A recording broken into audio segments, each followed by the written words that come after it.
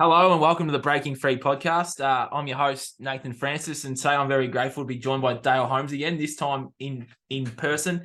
He's not in his van this time, so I'm looking forward to delving into the Agenda 2030 plans that Bendigo have mapped out. These documents are readily available. We're going to put them in the show notes down the bottom.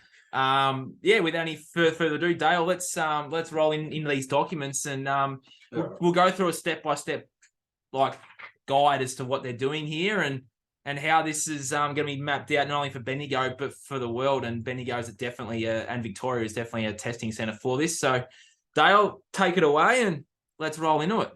Straight in, mate. Yeah, let's go. It's a bit weird doing it in person. It is a little bit. All right. So Nath, you asked me, obviously we were going over Agenda 21, and I'd say most people know about this now, and I think we said before about how far will this go, and I think that's a little bit determined on us. Because as with some of these Bendigo Council documents, they talk about collaboration with the public, and they actually have had a couple of community seminars and shit. And I think last time I left, I think they had one 2 days after, but so it would be awesome to go down and actually see one of these, because it's unbelievable. If you look at Agenda 21, Bendigo Council's on every part of it, and then some. So I guess I first come across Agenda 21, and then I started seeing all the connections in Bendigo, and it was around 2010. It was when they started putting the green light bulbs in. Remember? Yeah, I do. Yeah, I didn't know what it was back then, but and they were doing it for our football club, and we were getting our football club, and they did it to all community clubs. You probably were you playing footy? Oh, you might be a bit young, but anyway, they did them everywhere, and they're basically paying the football club. You get $1 or whatever for every light bulb. Yeah, right. And then so that we found out these first of all, they don't save energy. And and I started realizing anything that's got smart on front of it is not good. And the light bulb's a whole other thing, and that's they're actually transmitter and receivers, and they're all connected to the smart grid. I remember they got rid of all the old light bulbs. You could only get these fucking shit light bulbs. You had to recycle them. They had people coming to your house and stuff. Yeah, and they're actually terrible for the environment. I was very young, so they got mercury in them, but. Yeah, and then the same time, Bendigo actually became, I've mentioned this many times, it was the first place in the world to have mandatory smart meters. So they rolled them out in California. Victoria was straight after, but within Victoria, Bendigo was the first in the whole. So we're the first in the world, and then Bendigo was chosen city to be the first in the world to mandate smart meters. And we went away for the weekend, come home, fucking the meter was on. Because we don't have it. And I had a mate that actually... he still doesn't have one, and he's kept saying no because it's actually on the back part of his property, and he won't allow them on. So, but anyway, so I started seeing that, and then as time went on, it's great because Bendigo Council puts up all these documents. So the first one, are you going to edit these onto here later, or we'll just put them in the show notes? Let's put them in the show notes. People can read them. There's so many of these, but if anyone wants to go onto their local council page, there's just so many documents. The first, I'll just say that Bendigo is ICLEI city. Yeah. What's the ICLEI freaking acronym? Local government sustainability. So it's basically sustainability through local councils. The other thing I was learning that obviously people would know, Agenda 21 it's run by the UN, but it's pushed out through local government. And I would say these local councillors, most of them would have no fucking idea about what the agenda is. They're pushing through onto the documents they've already signed on. So they did one. This one was released early this year or end of last year. Greater City of Bendigo Climate Collaboration. And so they're talking about net zero in Bendigo by 2030. I'm talking zero carbon emissions. We are the carbon. I'll just quickly go through the goals here. So have a look at the goals. I was trying to see who the collaborators are, but it was basically Vic Road. Here we go, Bendigo Council, RACV, obviously with the road connection, CVGT, and that's with all the equity sort of stuff that's been pushed through.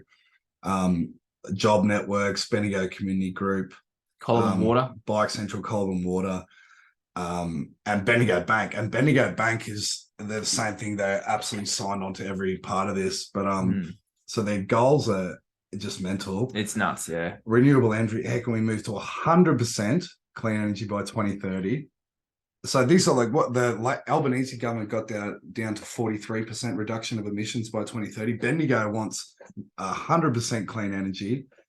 How do we move beyond petrol? No petrol cars by 2030 in Bendigo. And as you can see with the flooding that's just happened too, like I know people that had farm in Rochester, and it's basically flooded all the outer regions around Bendigo, hasn't it? Yep.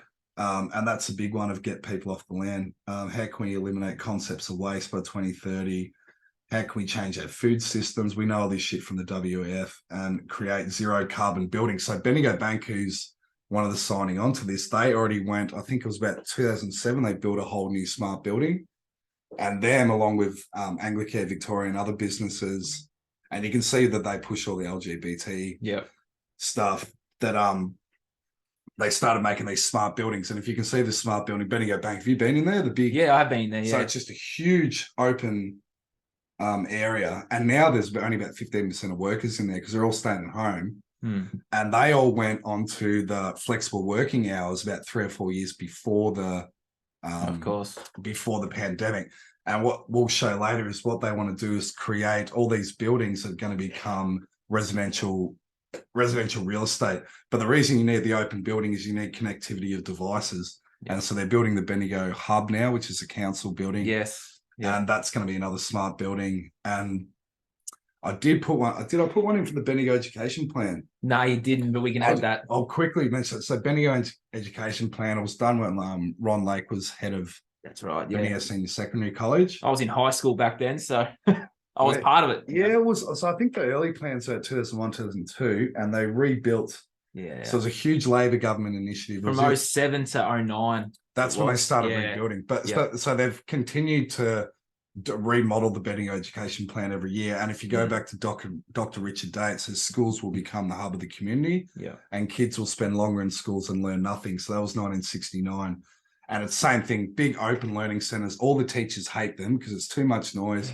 Bendigo's got one of the highest autism populations in the country. I didn't know that. And it's a shocking learning environment with too much stimulation for the kids with autism. And this, at the same time, the Labor government was paying teachers over 55 to retire, giving them packages, and they were flooding.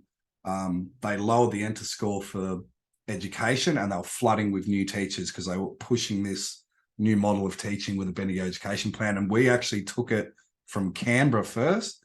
So it was being done in Canada. Then it got implemented in Canberra, and then Bendigo. And this is where they did the 7 to 10 schooling. That's right. Yeah. So all the schools in Bendigo are 7 to 10 mostly, except for a couple of the private schools. And then there's 11, 12 school. Senior. And I think that's even part of it too, because like if you want, like, you know, you start at 7, you have more of a community, and you see the progression of adolescents becoming adults. Whereas it's, I don't know. I just thought about why would they do that? Because they did implement that in Canberra and here, of 2 places. Interesting that you put Canada in there too. For those that are in Canada, Australia and Canada are very, very much the same. The same level of tyranny applies in both countries. They're probably almost outdone. So anyway, the Bendigo Education Plan was smart boards. Yes, it was. They were already preparing for all the devices now that the kids are being taught on. And there was a bit of negative feedback based on one of the reports I saw, and one of the main things was the privacy issue. And I'm like, how's there a privacy issue in an education plan? And it was based on saying the interconnectivity devices and the kids will be spied on. Unreal. We'll leave that. Yeah. So the next document, Sydney Morning Herald. So now I put in, so this was in 2019, and the title of the document is called Ring Girls Are Out of Battle in the Bendigo Belt. Now you go, how does this relate to Agenda 21? So this is how cunning the Bendigo Council is. So if you know Agenda 21, a large part of it is about so-called equity, not equality, but equity, because they want to bring in quotas and stuff, and you know, it's all about like destroying the family, destroying culture. So we've had the boxing ring girls for forever and a day, right? They walk around. They don't even wear bikinis anymore. They just wear, I think they wear like like well, dresses that you'd go yeah. out like at night. Yep, Like, they do. anyway, and the girls get paid good money and they want to do it. They're just models. And so this is how cunning, this is how the Benio, they do it. So Benio Council sponsors the boxing event. They pay for it. Yep. So they put in a bid to get this Jeff Horn, Michael Zarafa fight. I remember that one. Yeah. Yeah, I went. It was a great night. And then so what they do, they pay for it. Then when about 3 days before it's about to come out, after they knew, oh well, the councillors have come out and said, we think this is degrading towards women. We don't want this to happen, blah, blah, blah, blah. And they banned the ring girls. And then I went to the event and they got the guys to go up and do it. And everyone's booing the guys. I was overseas when so it's just the way that this is how they manipulate a story, make it look like an authentic story, but it's actually it was manipulated by the council because they fund the event. I can't remember. What was the bottom part of that article there? It's like said stereotypes this nature were not respectful of women. Yeah, not respectful towards it. Yeah, so that's just one example of how they influence culture because they've got the funding behind. And so that was the councillor Yvonne Rigglesworth, and I did a short video. Do you remember when we had the council election? Oh, it was last year. Yeah. And I went through, and every single, you have no choice in this city. Every single Bendigo councillor, all they talk about is green Bendigo, smart, all the smart stuff, and equity. Every single council member, and it's the most left wing Marxist council you've ever seen. Yeah. I remember that video while you're getting that up. I remember that video. You had the piece of paper that they send the election. Yeah, I wish I still had it. They had the people on, and you went through and you picked all their Agenda 21, Agenda 23 buzzwords, and there was only like one or two that were it's like a talking okay to vote for. So unbelievable. All right, the next one. So this is going back quite a while. This is 2017, but I think it happened in 2015. So people they put a mosque in Bendigo. They announced they're going to build a biggest mosque in the Southern Hemisphere. The Muslim population in Bendigo, it's grown a little bit, but back then it was next to nothing. We had got a few Afghanis, and they had a mosque out the Latrobe Uni. That's the prayer room. Yeah. So they're going to build one, but then they found out it's actually Wahhabist funded and all this, and it's all orchestrated. Is it on a key ley line? Well, it's just out here. I don't know. Well, yeah. But it still hasn't got, so they were going, and this is part of Agenda 21 too, is to denationalize the country, have no, not that I'm a patriot, but like that, to what is Australia? You just keep flooding with immigrants. And it was when the Syrian war was going on. Yeah. And the council had planned to bring a lot of Syrians in. As they now, Bendigo Council, they're going to bring in Ukrainian. Oh, yeah. But anyway, so people might remember this guy, Blair Cottrell, United Patriots Front. I think he's an ASIO asset, and the whole thing. So they were orchestrating these big protests in Bendigo, and it was making national news. And I didn't know anyone in Bendigo that actually went to these events. Neither did I. They'll bust in. The left wing activists, the right, they're all bust in. And then Blair Cottrell's chopped the head of a fake pig at the front of the Bendigo Council. That's right. Yeah, I was dead asleep when this happened, and I knew that it wasn't locals at these things. And this was the early hallmarks of what they are now calling right-wing extremists. Yep. So they were already pre-prepping this, and this is part of the Strong Cities network that is not just Melbourne. It's the city, the Greater Victoria, or the state of Victoria, is part of Strong Cities, and one of the key parts of Strong Cities is quashing what they call populism or right-wing extremism. Oh, there's that. What's this one? Cancel a one trip to China. Our council frequently visits China. We get students from Latrobe in from China. Locals will know this, but we get a lot of our council is frequently tripping to China. I'm not sure they have since pandemic, but this is from the Bendigo Advertiser. Yeah, pre-2020, our council would probably once or twice a year go to China. So it says Bendigo Council way up trip to China, and it's got a picture of Margaret O'Rourke, the former mayor there. Now I went to a couple of council meetings, and at the time there were questions from the public because there was multiple councillors that were doing trips to China, and they were basically questioning what they're doing there and who was paying for these trips, and they said that they paid out of their own tax or whatever it was. The tax was paying for it. But anyway, this came out, and then through Latrobe University, so that Bendigo's Latrobe's got a sister sister school Yes. in China, and they were sending Chinese students over here. And we They're doing the early studies of the rollout of the smart city in Bendigo, right? Yeah. So, and we know, like, what we've learned in America is a lot of these Chinese students, they're not Chinese students, they're Chinese intelligence assets. Yes. So they were, it's become quite clear, although Bendigo is a UN Agenda 21, the next layer down from the UN is it's really been implemented by China, and it shows the connection here of Bendigo and China. What was it? Oh, so I just put up. So they've been doing. So they got the smart city, smart suburbs development plans of Bendigo. This document's called Golden Square Urban Development Framework. So have you would have heard these ones recently? They talk about 15, 20-minute zones. Yep. And so what they did in Melbourne, remember they had the Burke Street. Oh, the bloke running down the car crashes. Yeah. And they're going, and then after that, they started putting bollards up. And then after that, they started putting bike tracks in. They eventually, and the inner city Melbourne, they don't want no cars. In Bendigo, they didn't even need a terrorist attack. They just started putting bollards up in Bull Street. And Bull Street is a hub here because they got all the smart cells there. They went up the week the pandemic started. Yes, they did. They installed all the smart cells. And they've got the bollards up, and you've got a big LGBTIQ flag right out the front of the town hall, which is the Temple of Solomon there. But anyway, so Golden Square is the first to do the urban development, smart city, smart suburbs plan, and that they want to build high-rise or semi-high-rise small housing, right? Apartment blocks too. So it's the trial 15-minute city. I just want to. You're right. Oh no, I haven't got it there. I sent you another one. So when they brought in the lockout. Lockout, yeah. So I got a good story about it. So they brought in, when was it? 2000. They brought the lockout in. I was only like 16, 2011, 2012, I think. Yeah, so that was the lockout. So basically, Bendigo had a thriving nightlife when I started. Yeah, that's it. Yeah. When I started going out, there was multiple clubs, multiple bars, and they were quite spread out throughout the city. Yeah, we had heaps. And then, so what I found out, and I found this out through local police, they started locking people up. I got locked up in the peak of this period. I ran in front of a cop car and did like a heel quick, and he's like, in the back.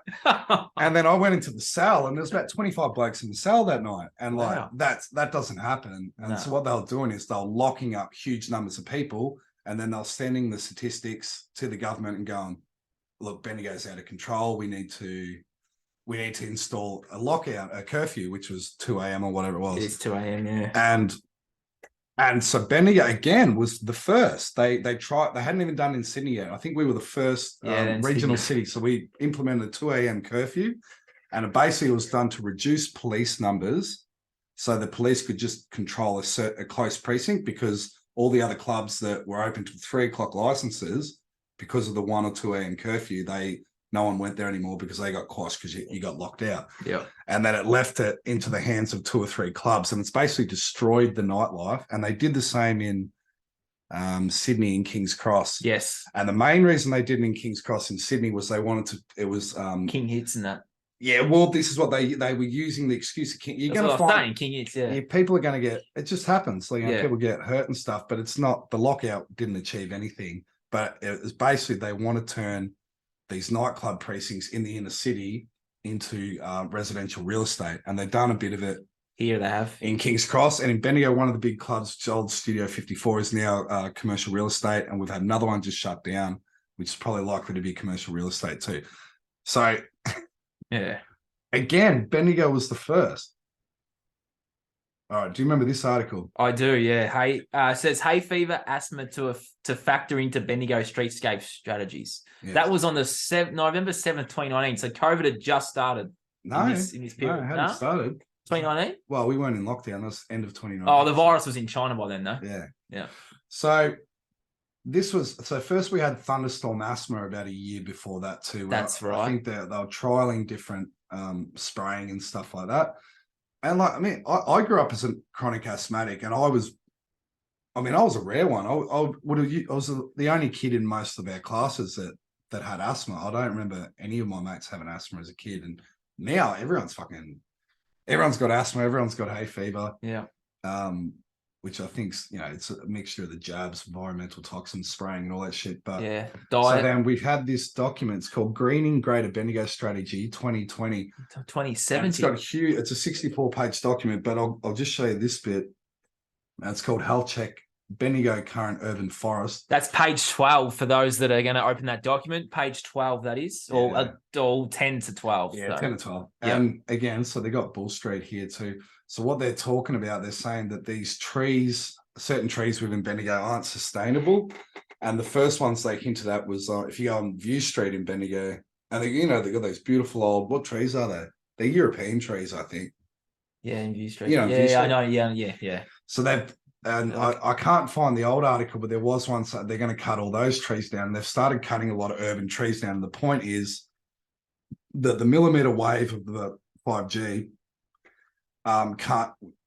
gets blocked by the tree. So they have to eliminate these trees so the cells on the ground level can communicate with each other, and particularly people's houses, because they want to pierce into the house for surveillance. And remember they started doing all these new home, like the block and that. Yes. What do you think these shows are about? They're all about open, that because you used to have corridors. Yeah, the old school old corridors. Yeah, rooms off to the side. Yeah, now it's like an open classroom, but a house, basically, isn't it? And they sold this. And there's not a lot of land anymore either. Like people's backyards are shorter.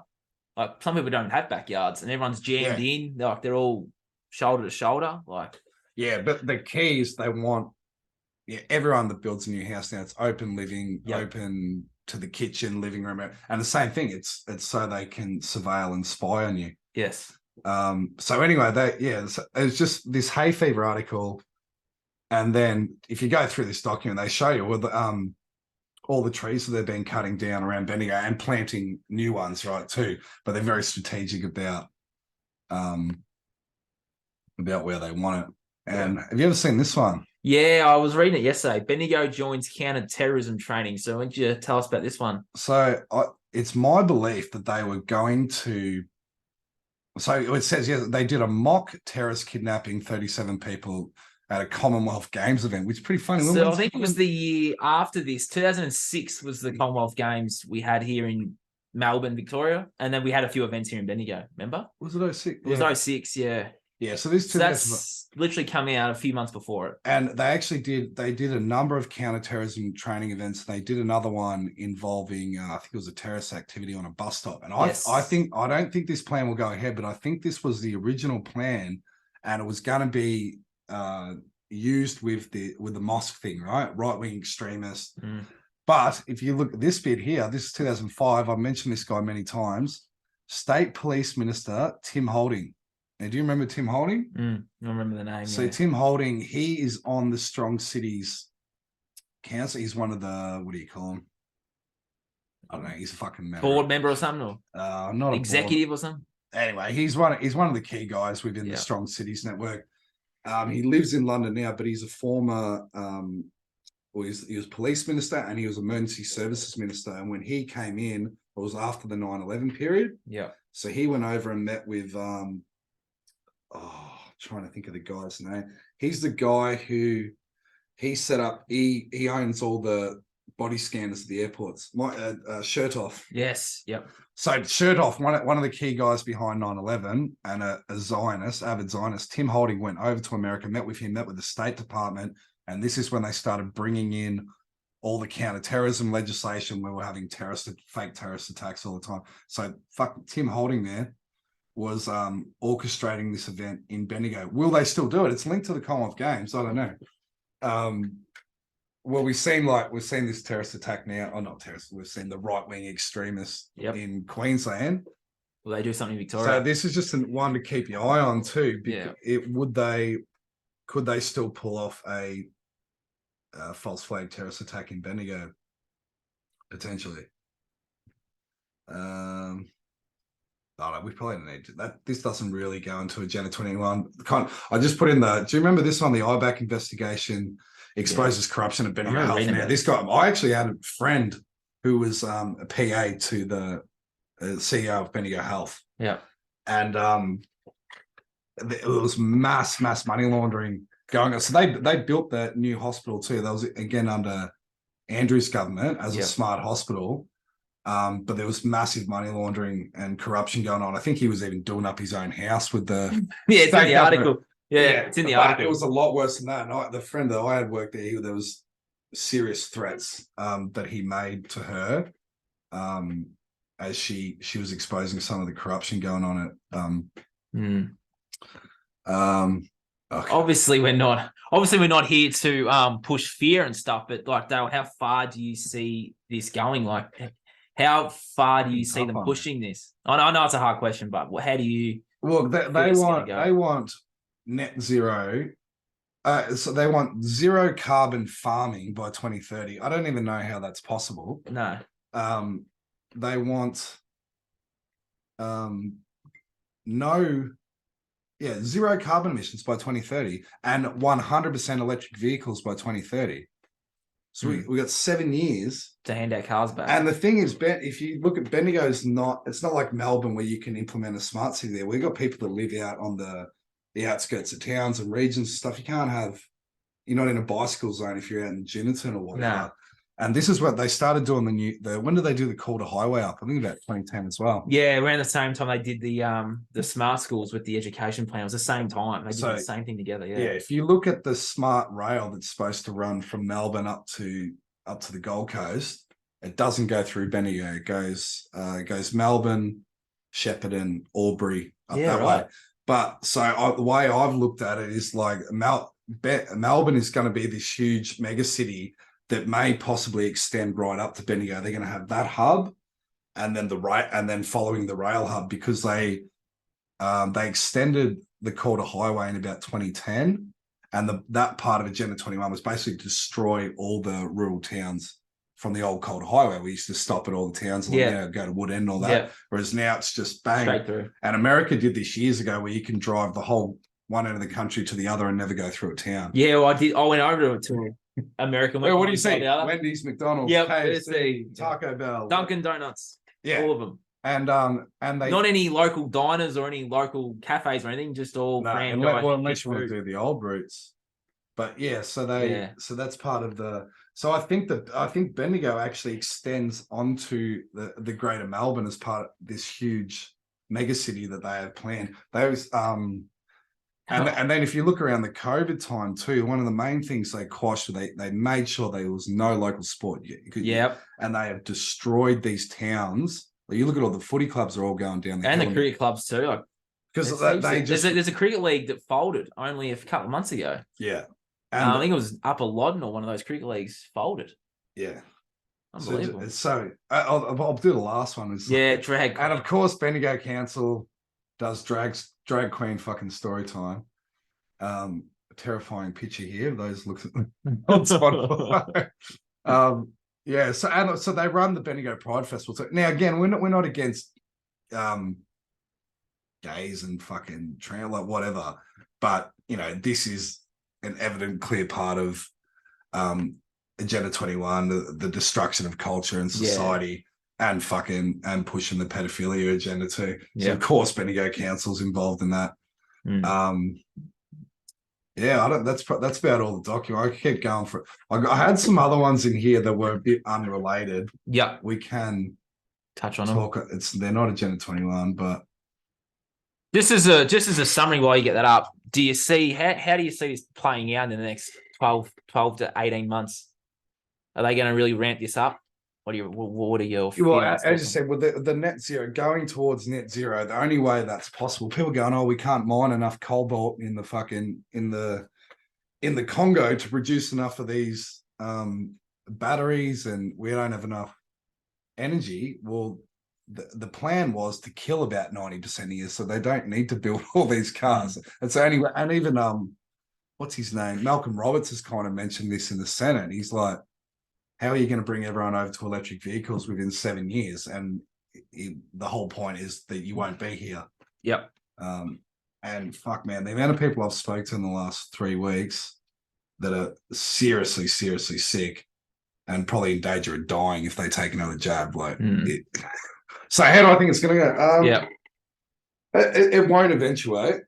No. How far will it be pushed? I don't think they can even implement or build the infrastructure within that short period of time. It's not gonna.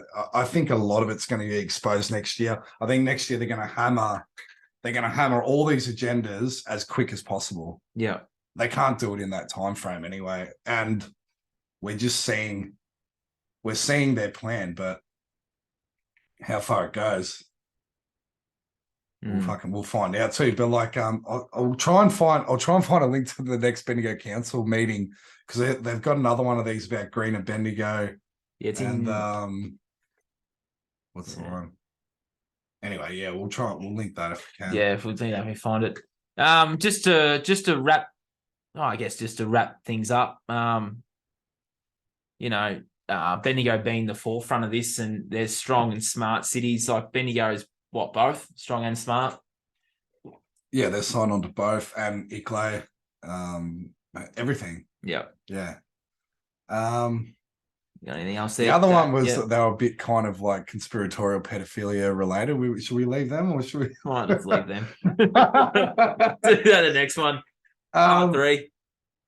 Sort of having home some agenda stuff here, but like again, to me, Bendigo's an interesting place. Even though it was originally called Sandhurst. Yes, it was. I can't trace back to where in England. There's obviously Sandhurst in England, but I don't know why they changed it to why it was called Sandhurst. But to me, like sand is crystalline, right? Yep. It's form of crystal. To me, Bendigo is the crystal city because it's built on a massive gold reef that runs pretty much north to south, and it's also Bendigo's all quartz, right? So that's where you get gold. So it runs on a huge quartz reef, and quartz is crystal. Yep. Which is clear quartz for those out there that have crystals. Yeah, so it's like highly compressed energy. So to me, it's a massive energetic intersection in this place too. And that's kind of what I was going to go into, that out to Melville Caves area. Yep. Into that girl that got abducted. You could out there, but we don't need to. But it was very interesting that I won't go there, but like there was a girl that got abducted out to one of the key sacred sites just out, probably was it 50 minutes from Bendigo? Yeah, out to the west. Inglewood way. It was very interesting that she got taken out to that area, and the abuse that was going on out there was satanic in nature. But we might leave the other one about Solomon Street and all the... Yeah. We'll leave like the occult symbology. I don't know, mate. What I'll speak the whole time. What do you want to say? Nah, I was just going to say, like, with all this stuff that's going on, we're not here to promote fear. We're here to make you aware of what's actually going on here. And these greater plans are for a greater agenda, which has been playing out for the last, 3 years, probably longer. But I was only awake in 2020, so I was reading all this stuff over the last couple of years, and it's very easy to see, and you can pick up on their buzzwords. And we're not here to promote fear. We're trying to make you aware of what's going on here, and I feel like we've done that today. So is there anything else you want to say, Dale, before we wrap things up? Maybe give people a positive message after you just having them with some fear. I would just, I can't see this. What do you do? Like when these things they're all being implemented through local counselling, you're like, well, what do you do? Right. You can you spread awareness, or you can go into the councils, approach these people. Most councils have open, the Bendigo Council, you can type your question prior to the thing, and they actually have to acknowledge it. Or if you can get a petition going, I know it's kind of fruitless to some extent, but like, it's just good to see a lot of these councils, they have no fucking idea about this agenda, right? They're just playing out, they're doing what they're told because of all these initiatives that they've signed on to. But it would be good. What I'm actually saying, in like Lord of the Rings and all these other movies, right, when it's getting to the crescendo at the end, like Lord of the Rings is like Aragorn's having his fight, and then they switch to Gandalf's having his fight, and like there's all these battles going on at the end while Frodo or whatever's trying to. But there's heaps of movies like that, they just keep crossing between. And the way I see that, because I heard someone speaking about the other day, and they were talking about in America, we've got to go to the US Capitol and we've got to take down the government. And he's going, no, your battle's in your local area.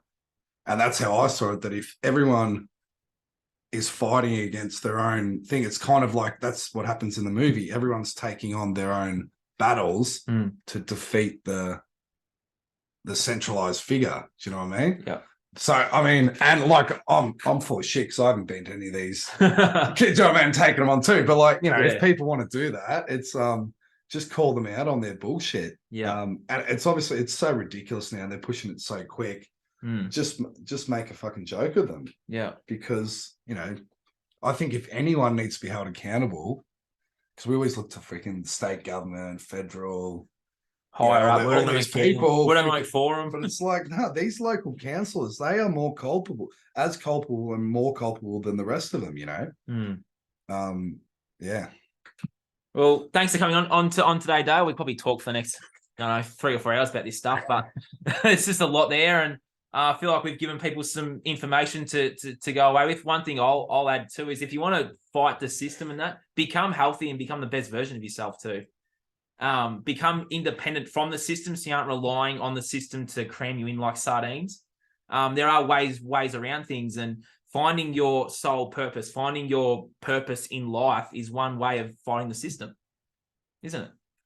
Yeah, I'd agree. Become healthy, and I've been getting healthier too, and it's like I don't know, you're more useful. You are more useful. You got more energy. You can be whoever you want to be, and I'm a work in progress, brother. I'm getting there. But... Yeah, we're gonna fix Dale up on some coffee, some darts, and that. But he had a small cup the other day for those that saw it, so we are cleaning up slowly, aren't we? Yeah, getting there. Progression, not perfection, and that's how we'll finish. So thank you for tuning in, and thank you for listening wherever you are, and I'll see you guys real soon.